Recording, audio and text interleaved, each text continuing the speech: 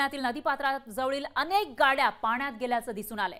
नदीपात्राजवळील रस्ता वाहतुकीसाठी बंद करण्यात येणार आहे, तर शिवाजीनगर पोलिसांकडून नागरिकांना सूचना देण्यात आल्यात।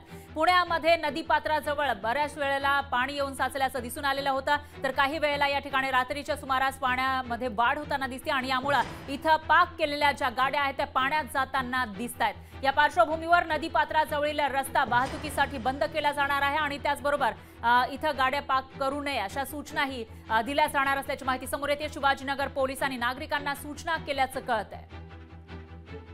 तर ही दृश्य आपण बघू शकतो, पुण्यातली ही दृश्य आहेत। या ठिकाणी नदीपात्राजवळ ज्या गाड्या उभ्या केलेल्या होत्या किंवा ज्या गाड्या जात होत्या रस्त्यावरून त्या पाण्यातून जाताना दिसून येत आहेत। पाणी या ठिकाणी मोठ्या प्रमाणामध्ये साचलेलं आहे। नदीपात्राबाहेर पाणी आल्याचं दिसून येते। परिसरामध्ये जलमय असा हा परिसर आपल्याला पाहायला मिळतोय, चिखल आपल्याला दिसून येतोय आणि त्या पार्श्वभूमीवर आता पोलिसांकडून इथं सूचना देण्यात आलेल्या आहेत, तर इथला जो रस्ता आहे तोही बंद केला जाणार आहे। दरम्यान याविषयी अधिक माहितीसाठी आपले प्रतिनिधी चंद्रशेखर भांगे हे आपल्यासोबत जोडले गेले आहेत पुण्यामधून। चंद्रशेखर, काय सांगाल? नदीपात्राजवळ पाणी मोठ्या प्रमाणामध्ये रस्त्यावर येताना दिसतंय, नेमकं कोणतं हे ठिकाण आहे आणि पोलिसांकडून काय सूचना देण्यात आल्या?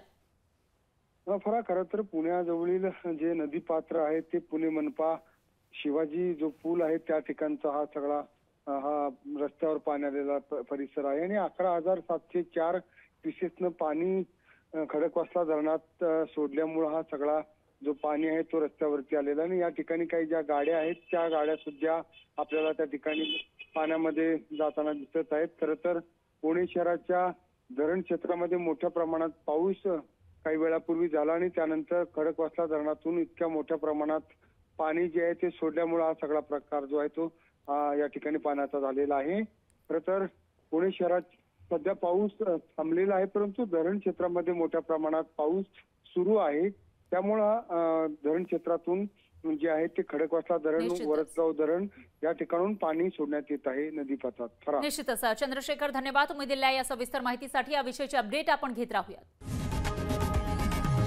लोकशाही मराठी ऐका, पहा, जागरूक रहा।